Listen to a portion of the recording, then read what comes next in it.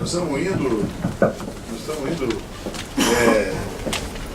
progressivamente dentro daquilo que era a perspectiva que a gente tinha, atrasado, mas está indo na medida do possível. Como eu disse ontem, iniciar, a coisa mais complicada que tem é você pegar todo esse material, tudo isso e concentrar em pouco tempo.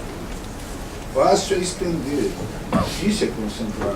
O esforço todo é para fazer isso, sem deixar de fazer avaliações críticas que são necessárias, como eu venho fazendo a cada ponto, sem deixar correr muito. Então eu estou fazendo um esforço para fazer isso, mostrando, construindo, desconstruindo a partir de uma análise crítica que ela possa afundar alguma coisa. É assim, não é? Com as estruturas de base lá, a questão da linguagem, né? com sistemas, que está programado, com a questão agora do conteúdo do processo.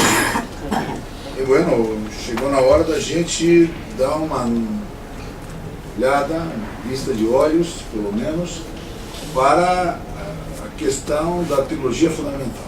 Vocês sabem que, eu já disse isso algumas vezes, mas a base teórica do processo se estuda a partir de uma teologia fundamental, que se não estuda como diz o Frederico Marx, num critério cronológico, mas num critério lógico, né? Porque em sendo a trilogia, jurisdição, ação e processo, você não começa pela ação, você começa pela jurisdição, é pressuposto, você supõe que o que tem uma jurisdição é que você vai exercitar a ação. Mas é assim, ó, em torno desses três elementos, é onde gravita a estrutura da teoria do processo. Claro, está acoplado na discussão do processo como base, a questão dos procedimentos e, evidentemente, a questão do conteúdo. Você vê que está meio, tanto foge na teoria, foge justo porque a questão do conteúdo está implicado, seja naquilo que toca com o direito material, seja com aquilo que toca com a ação, seja com aquilo que toca com a jurisdição, seja com aquilo que toca com o processo. A preocupação agora é, fundamentalmente, tendo visto a questão do conteúdo do processo, sabendo como funciona os fundamentos para a base teórica da teologia, sendo ela como inquisitória, ou de um misto inquisitório, a questão é, tanto quanto, mergulhar nos três elementos para, não só de uma certa forma poder dar uma visão dos três elementos, como fazer um aporte crítico para a estrutura,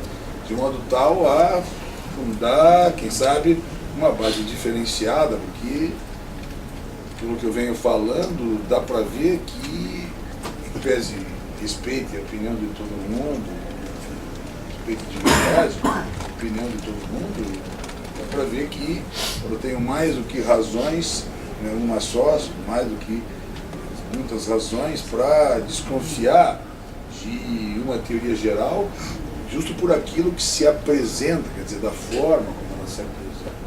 E isso, desde logo, dá para ver, porque uma doutrina que dizia isso, era escancarado, que dizia, a partir de Manzini, que o nosso sistema é acusatório, deu para ver com toda a evidência que o sistema é eminentemente inquisitorial. Ninguém duvida que o juiz do Brasil é o capitão do processo, ele que é o senhor do processo, ele é o senhor do processo, é o senhor da prova, o cara faz e desfaz. Tanto que o dilema todo nosso é como fazemos para brecar esse tipo de coisa. Então, é evidente que a estrutura é uma estrutura inquisitorial, mas hoje, muita insistência, né? Isso também eu apoiei muito, porque isso era a minha tese de doutoramento,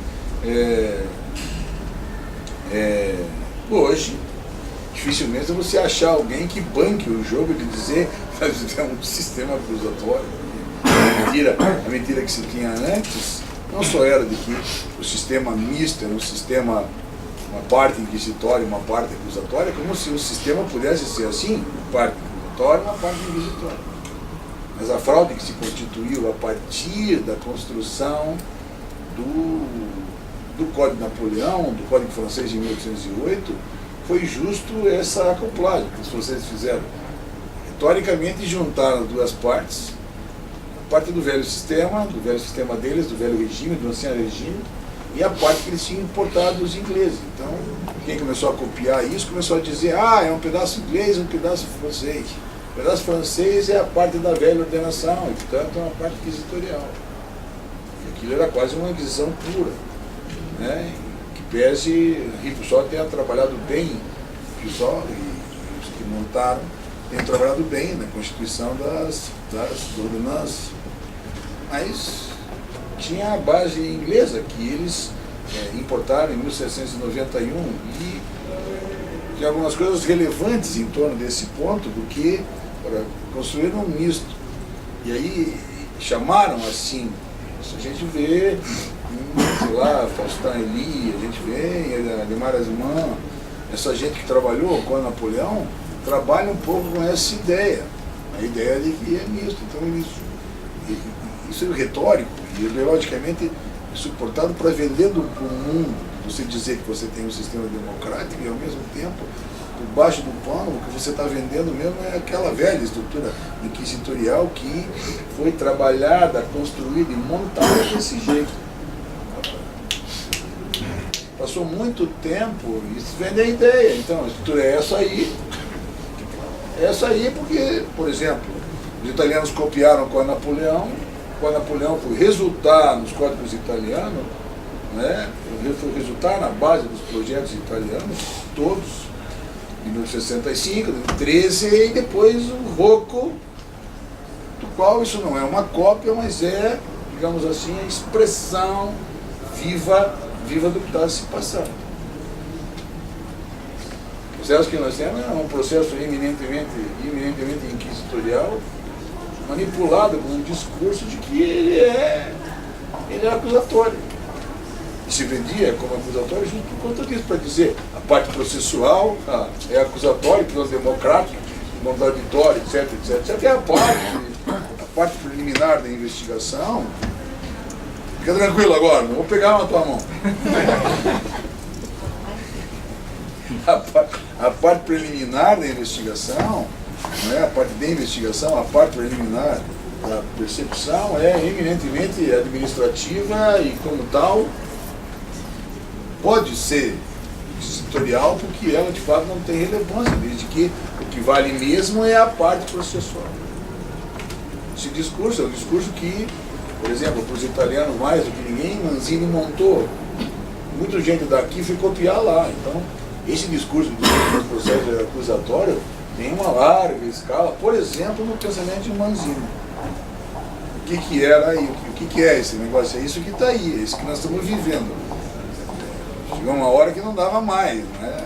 Foi impossível. Eu mesmo, toda a minha preocupação, tese de doutoramento foi atacar isso e dizer, olha, vamos parar com esse negócio porque esse processo é inquisitorial, e se a gente não reconhecer isso, nós não temos como enfrentar, não temos como dizer que esse negócio é democrático, que ele funciona do jeito que ele funciona. Né? E a prova está aí com o que nós estamos vivendo. Então hoje, esclarecidas as coisas, trabalhados os sistemas, todo mundo tendo que conhecer isso, sabendo do que se trata, hoje pouca gente consegue ou arrisca, não é? Pouca gente consegue ou arrisca, ainda que tenha muita gente que insista nisso, arrisca dizer que não se trata o nosso sistema do sistema inquisitorial. O comando do juiz no processo é uma coisa absurda, uma coisa abusiva, é uma coisa desproporcional. Quando a gente vê que a tentativa de mudança, como que se passou em 2008 com a intervenção aqui do professor Magalhães, mudando o artigo 212, mostrou bem isso, né? Na hora de dizer aos juízes que eles não deviam fazer pergunta, senão depois só subsidiariamente, enfim, aquilo que tinha no 212, os caras pularam, o Força está ficando maluco, quero acabar com o meu poder, eu que pergunta sou eu.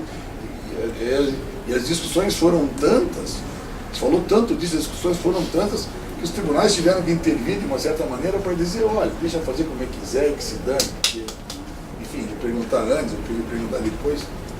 Não é nem disso que eu estou falando, o que eu estou dizendo é que isso mostra bem o comando que o cara tem. O cara tem comando, o cara é o senhor do processo, não tem conversa. Você pergunta e indefere. Ele manda, ele botar na cadeia de ofício, ele manda produzir a prova que ele quiser, ele indefere prova. Nós estamos chegando num absurdo tal. Agora que você requer prova, e o cara indefere prova mesmo que ela seja garantida na base do contraditório, ninguém duvida que você tem direito a rolar testemunha. Você arrola as tuas testemunhas, o cara indefere a testemunha que você arrolou dentro do número legal. Mais direito do que isso é um negócio bestial.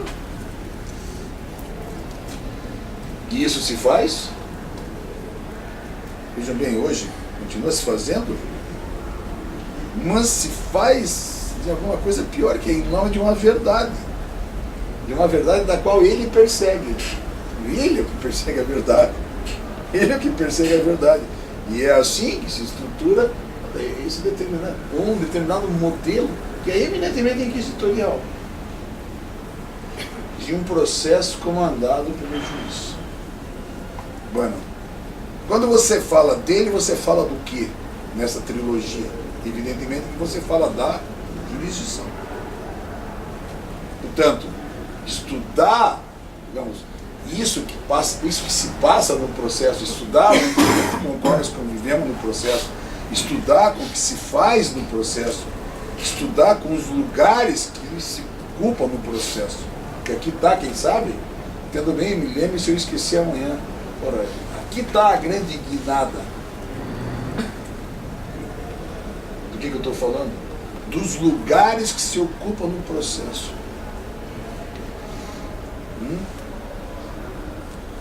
Tem um texto que chama o lugar papel do juiz, enfim, é justo para poder situar os lugares, de lugares que se trata. Quem trabalha com giros legislativos que se fez pela América Latina vai perceber que gente como Mayer, gente como Binder, enfim, essa gente é uma gente que tem isso presente, não tem nenhuma dúvida do que significa estrutura inquisitória, estrutura acusatória e a importância que tem o lugar que se ocupa. Talvez seja a coisa mais importante. Por isso que eu fui mais do que depressa a escrever sobre isso e a mostrar os lugares que se ocupam. O lugar do juiz, porém, na nossa estrutura é um lugar eminentemente marcado pelo lugar da jurisdição. E é por isso que o estudo da jurisdição é tão relevante. Isso é alguma coisa que se deve fazer, é alguma coisa que se deve estudar, é alguma coisa que se deve pensar a partir, inclusive, do lugar que a nossa doutrina reserva para a jurisdição. Com as mais variadas vertentes, a partir das mais variadas vertentes, a partir dos mais variados autores. Conceituação que diz coisas. As palavras dizem coisas. Em geral, eu particularmente, como eu disse há pouco, não sou adepto aqui de se trabalhar com conceitos subjetivos, dentre eles o de pretensão, é por isso que eu disse que eu não falo de pretensão. Acho que é um desperdício, não é perder tempo e esforço com o conceito de pretensão. Eu tenho uma tendência a trabalhar com as visões objetivas. E aí, desde esse ponto de vista, nada é mais objetivo do que a própria posição que o Venda tinha em relação à jurisdição. Porque vocês viram, se toda a teoria marcada por um viés subjetivista implicaria ou implicava uma visão carnelutiana, não é? Uma visão carnelutiana marcada por uma estrutura subjetivista de conflito de interesses eminentemente pessoais, etc. Que o Veda, ao contrário, é sempre uma posição eminentemente objetivista, retirando do lugar da jurisdição o fato de que tem que acertar de ti. É justamente acertar. O Veda não pensava assim, que o Veda reservava para a jurisdição um lugar de substituição, porque o direito se acertava na própria situação das partes, e quando não dava, você levava ao juiz que fazia valer a lei ao caso concreto. Então, essa noção objetiva, porque isso é uma questão objetiva, que retira as subjetividades, não se preocupa com ela, independentemente do que você levava. Mas a preocupação da jurisdição é propriamente aplicar a lei ao caso concreto. Então, você leva um caso concreto, a jurisdição deve aplicar a lei ao caso concreto. E é por isso que o conceito de jurisdição é justo, lá na base quilvendiana, o poder de aplicar a lei ao caso concreto de forma vinculante e cogente, porque isso coloca a própria finalidade que tem na estrutura jurisdicional. Posição dos subjetivistas, começando do Carneruti, é uma posição distinta, porque a preocupação não era da aplicação da lei ao caso concreto. Claro, vou fazer um parênteses aqui, que é uma das coisas que eu tenho lá pelas tantas dito muito ao Lênin, né? Defesa dos velhos constitucionais, dos velhos processualistas, porque essa gente tinha preocupações de ordem democrática muito grande, porque o Venda, veja, na virada do século, né? Virada do século anterior para o século passado, essa gente toda, não era só aqui Venda, mas essa gente toda tinha uma grande preocupação de fazer valer aquilo que tinha vindo com uma modernidade pós-revolucionária francesa, para fazer valer aquilo em termos de sustentação da cidadania. Então essa gente pensava as estruturas, e particularmente do processo, de um modo tal a poder fazer valer a cidadania, como estruturar os institutos jurídicos de modo tal que garantisse a cidadania, a consciência que eles tinham da situação do papel que o Estado tinha e a situação que o cidadão tinha, quem era esse cidadão, qual era necessário proteger, quem era esse elo frágil, etc. E tal. Então todo o pensamento era um pensamento que tentava equilibrar isso. Todos eles, pensando mais para lá a realidade, mais para cá, todos eles tinham atrás disso um modo de enfim, que estava voltado sobremaneira para a efetivação da psicologia e daquilo que tinha sido estruturado a partir, enfim, antes, mas substancialmente a partir da Revolução Francesa. E por isso, diante da postura do que veio do Estado moderno, é que Giovenda avança com a ideia de que essa aplicação que o juiz faz é para garantir a vontade da lei, a vontade da norma, né? Claro, isso soa um tanto quanto fora de propósito, porque se você para pensar, você diz, olha, que diabo é essa gente que acredita que a norma tem vontade da norma. Isso é uma piada, mas como que era o esforço? O esforço onde estava? Está quase colocado como uma metáfora, porque o cara dizia, o legislador constitui uma estrutura normativa para expressar a vontade que é justa a vontade popular, atribuída a ele como função basilar. Independentemente de que se discipline a vida, os problemas aparecem na vida. Ou seja, como aparecem os problemas na vida, seja lá como se não explica que seja esse problema, aparecem os problemas, isso você leva para o juiz.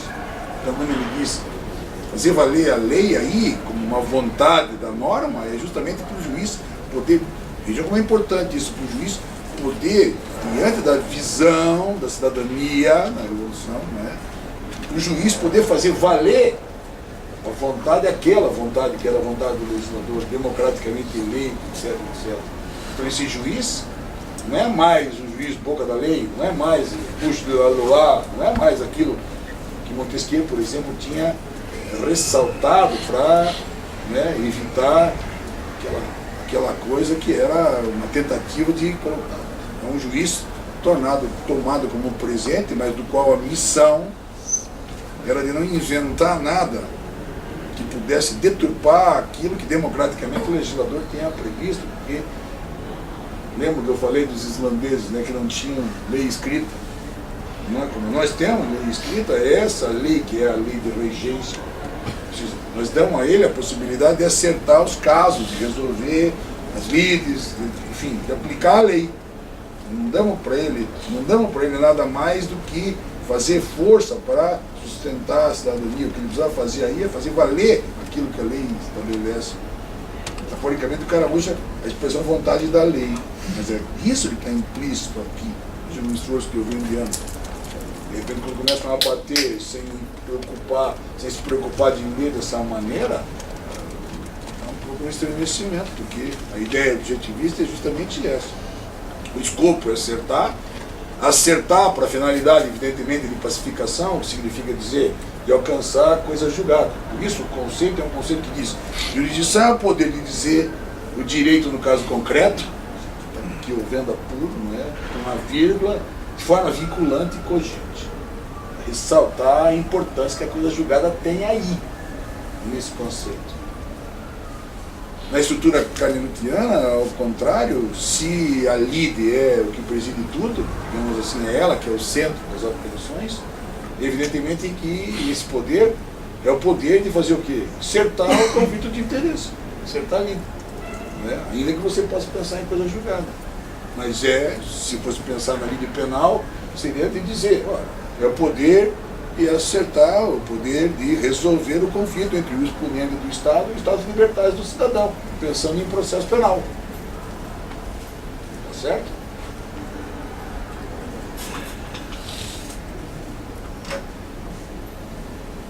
Escordeira de lado, vamos só dar uma olhada no que diz o pai do Código Italiano, pai entre aspas, né? Domenico Pisapia, já ordinário, Universidade di Milano.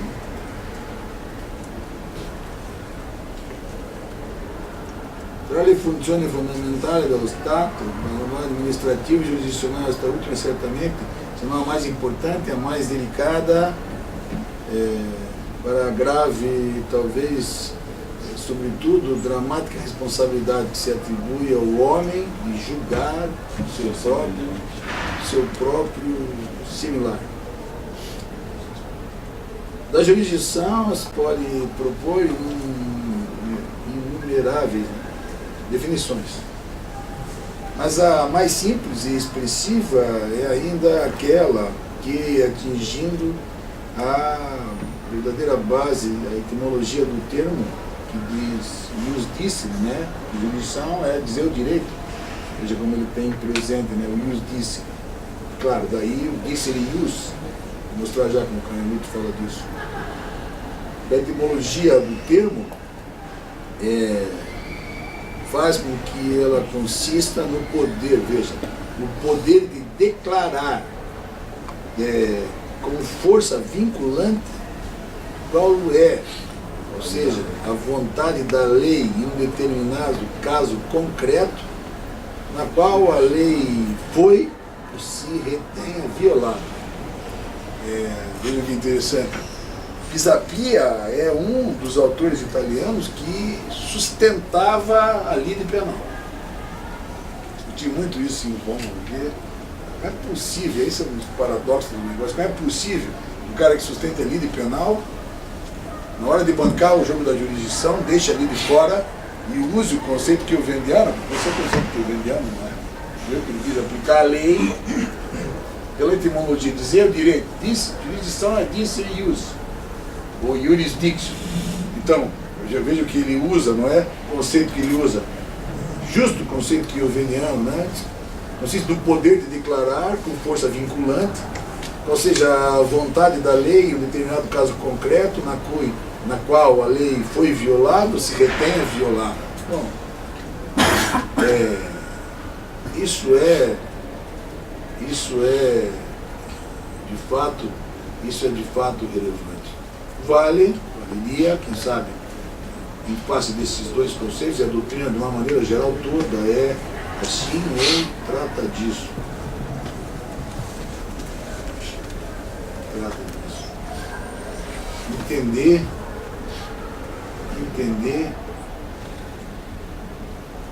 Agora, Luizinho.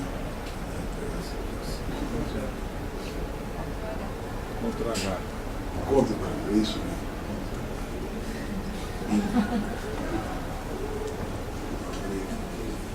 Maisinho.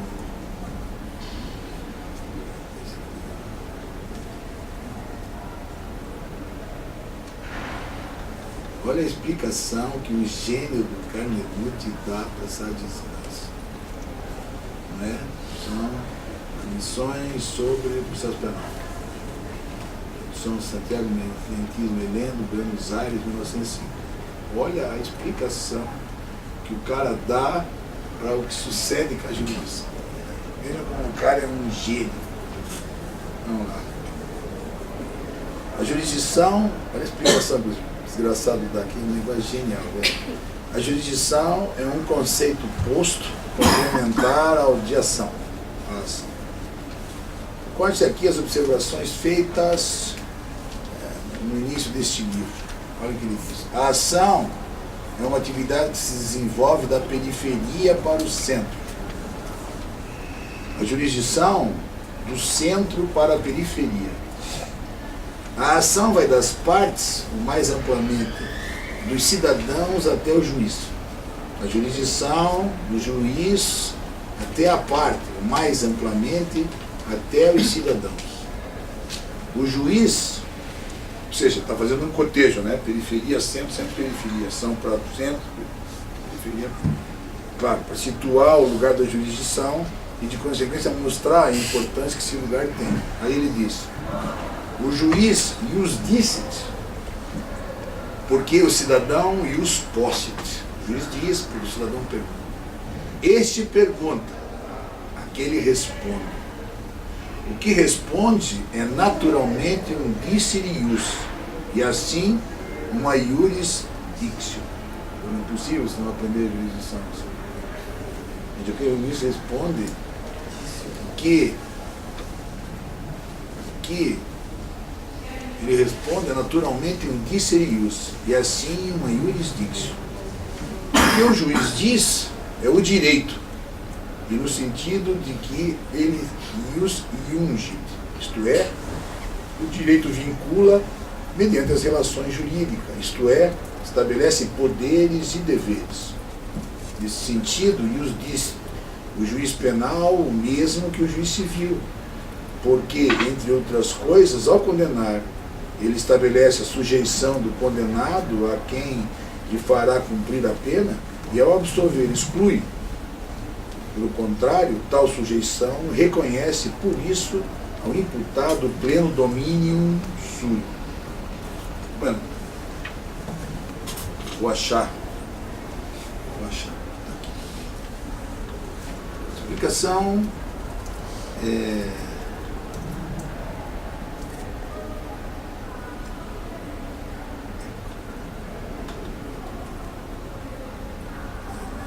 Contra o quê? Agora tem que fazer o pirulito. Pirulito é uma merda. Sempre tem um treco lá. Vamos poupar. Vamos poupar o... Hã? Tá. Vamos poupar os paulistas, porque... Vamos poupar os paulistas, porque não é... Não se faz esse troço assim. Vamos investir em gente séria, que a gente gosta, que os outros não sabem. Estou falando do professor Atos Guzmão Carneiro, grande professor do processo civil da Federal do Rio Grande do Sul, depois ministro do STJ, enfim, uma grande figura, grande homem da intervenção de terceiro no processo civil. Ele aqui, por que ele está aqui? Ele aqui vem para se valer de um conceito de jurisdição que ele vai buscar em ninguém mais, ninguém mesmo, menos do que Galeno Lacerda. Ou seja, por isso que eu disse, vamos poupar os paulistas, porque é preciso ir pegar, não aqui ou de lá, mas é preciso pegar, disparar para mostrar o que nós fazemos no Brasil, como nós fazemos no Brasil, mesmo com gente séria. Estou falando disso para fazer um elogio para eles. Né? Atos, professor Atos, um grande homem, foi um grande ministro, um grande juiz, etc. E tal, tive muito respeito por ele. E o Galeno Lacerda nem se fala. O Galeno Lacerda, vocês sabem, fora dos paulistas, no Brasil, lendo com a mão de Passos, que era um Rômulo Moreira velho, refinado, sabe? O Rômulo Moreira erudito. Era o erudito, o Rômulo Moreira de antes, tinha uns caras no Brasil que tinha que respeitar. Eu falei hoje de tarde do Muniz Aragão, que foi nosso professor. Nós que sabemos de processo aprendemos com o Muniz Aragão. Vamos ser sinceros, essa gente tem um grande porte. Mas talvez o grande cara, tirando o Barbosa Moreira, vamos colocar assim, porque o Armando Moreira era quase hora concurso. O grande cara, quem sabe mais do que ele, era mesmo o Galeno Lacerda. Era o cara que depois foi no quinto para o tribunal, no Rio Grande do Sul. Era um cara genial. Quem leu o Galeno Lacerda, quem estudou o Galeno Lacerda sabe que não era pasteurizado, não vinha nada pasteurizado, porque ele era duro na queda. Quer dizer, o cara era, além de ser intelectualmente muito preparado, era um cara brilhante. Mas vejam por que eu estou falando disso. Porque é de fato desses caras brilhantes que vem esse tipo de coisa. Quer ver? Vocês viram o conceito, né? Eu falei o conceito objetivo de que eu venda, o conceito subjetivo a partir de Carnelucci, digamos, a mutação, como a doutrina se perde, atuando uma noção de conteúdo do processo como a decorrente da base subjetiva carneluciana, de um cara como Pisapia, ou seja, o catedrático de Milão, que foi o grande autor, digamos assim, o comandante da equipe que fez o Código de Processo Italiano Novo, e vocês viram o conceito que ele dá.